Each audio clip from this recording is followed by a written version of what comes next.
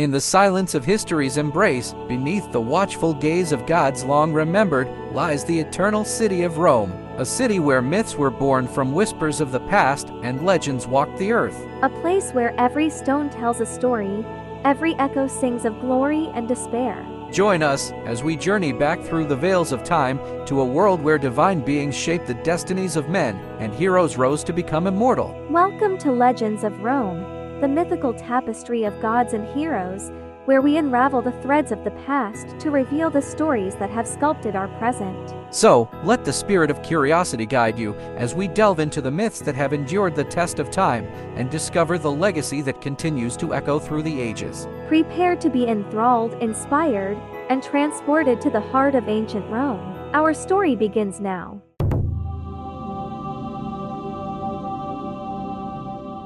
Imagine a world where gods walk among mortals, where the whispers of fate echo through the halls of time, and heroes rise to etch their names in the stars. Welcome to the dawn of Rome, where legend and history intertwine to weave the tapestry of a civilization that has shaped our world. The stories must be as grand as the empire itself. Indeed, Olivia. Our tale begins with the twins, Romulus and Remus, born of a Vestal virgin and the god of war, Mars. Abandoned and left to the mercy of the Tiber River, fate had other plans for them. Rescued by a she-wolf, right? That's quite the unusual family. Yes, suckled by a wolf and raised by a shepherd, these brothers would grow to fulfill a destiny greater than any shepherd's tale. Romulus, the founder of Rome, whose name forever marks the city. And what of Remus? A tragic figure, overshadowed by his brother's legacy. Yet without him, the story of Rome is incomplete. Their tale is a reminder that Rome wasn't just built on power, but on the bond of family, however unconventional it may be. So, how does a city born from such mythic beginnings reflect on its people? That's where the heart of Roman mythology beats strongest. It's not just about the gods and their capricious ways, but about the Romans themselves, embodying virtues like courage, honor, and determination. Virtues that stood the test of time. Precisely. Now, let's delve deeper into the pantheon of gods and goddesses, whose stories are etched in the very stones of the Colosseum.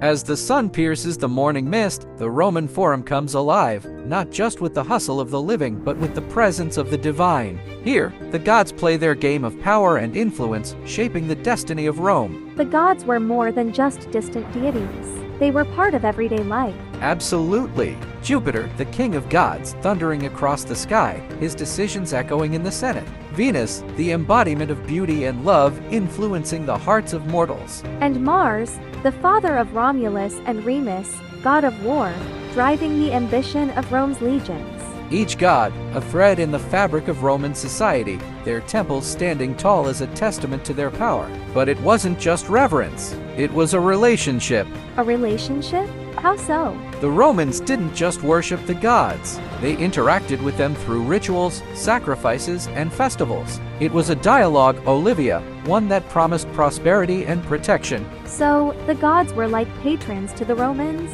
Exactly. And in return, the Romans built an empire that stretched from the sands of Egypt to the shores of Britain, all under the watchful eyes of the Pantheon. That's quite the divine sponsorship. Indeed. But remember, the gods were as generous as they were wrathful. A slight could turn the tides of fortune, leading to tales of heroism and tragedy. I can't wait to hear those tales. And you shall. But first, let's explore the heart of Roman belief, where omens and oracles charted the course of an empire.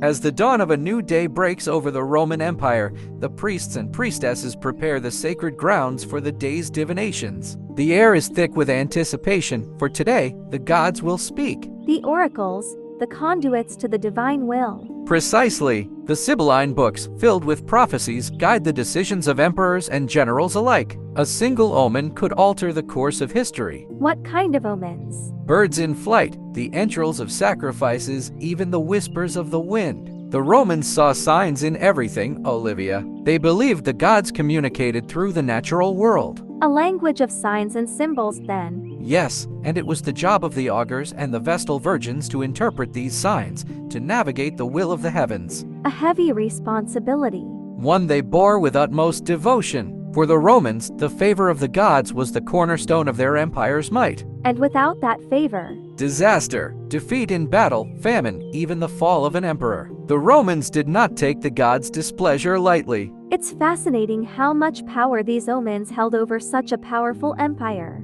Indeed, but let's not forget the tales of heroism they inspired. Next, we'll recount the legends of Roman heroes whose valor was foretold by the very omens we speak of.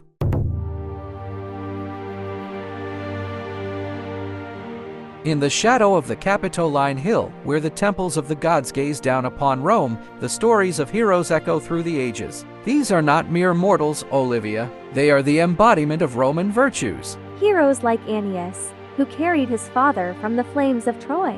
Yes, Aeneas, the progenitor of Rome, whose journey was marked by the gods themselves. His tale is one of sacrifice, resilience, and destiny. And what of others? There must be more. Many more. There's Horatius, who stood alone against an army at the bridge to Rome, and Mucius Scaevola, who thrust his hand into the fire to prove Roman resolve. Such bravery. It's almost superhuman. It is, and it's meant to be. These legends serve as paragons, teaching Romans the meaning of courage and the price of freedom. They're not just stories then, they're lessons. Exactly. Lessons woven into the very identity of Rome. But let's not forget the women of valor, like Cloelia, who led hostages to freedom, swimming across the Tiber. The heroism of Rome knew no gender. Indeed, it did not. Now, shall we turn our gaze to the darker side of these myths? The tragedies that serve as cautionary tales.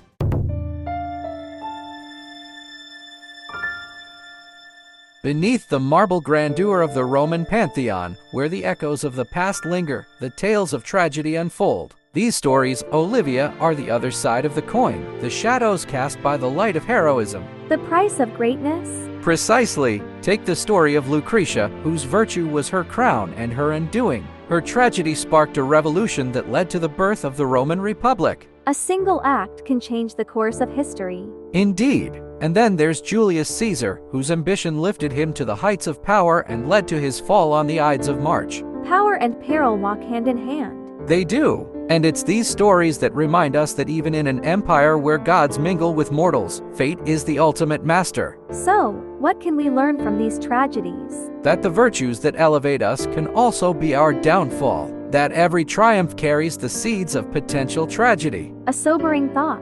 But let's not end on a somber note. For every night of sorrow, there's a dawn of joy. Next, we'll explore the festivals and celebrations that brought life to the streets of Rome.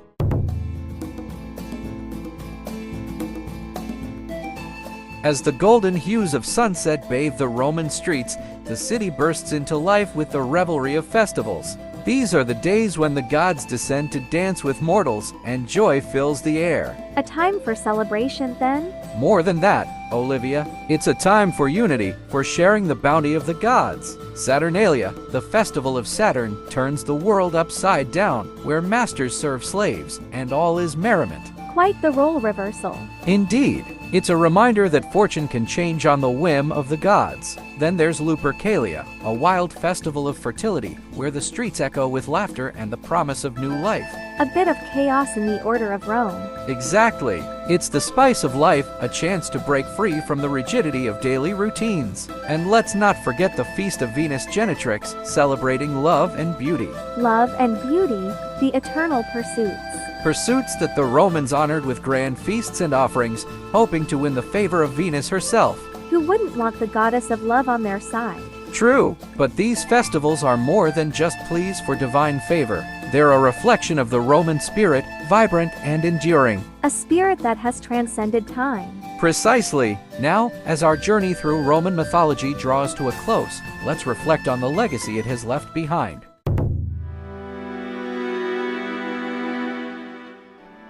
As the stars wheel overhead in the Roman night sky, we stand at the crossroads of history and myth. The legacy of Rome, with its gods and heroes, its triumphs and tragedies, continues to echo through time. It's a legacy that has shaped our world. Indeed, Olivia. The Roman myths, though shrouded in the mists of time, still inspire us with their tales of valor and virtue, of power and passion. They've become a part of us. They have. The principles of Roman law, the ideals of the Republic, the very language we speak, all carry the indelible mark of Rome. And the stories we tell, the art we create. Yes, the cultural DNA of Rome is woven into the fabric of our society. Its mythology, a wellspring of creativity that artists, writers, and filmmakers draw upon to this day. So, Rome lives on. It does, in every courthouse, in every democracy, in the stories of gods and mortals that remind us of who we are and who we aspire to be. A timeless tale.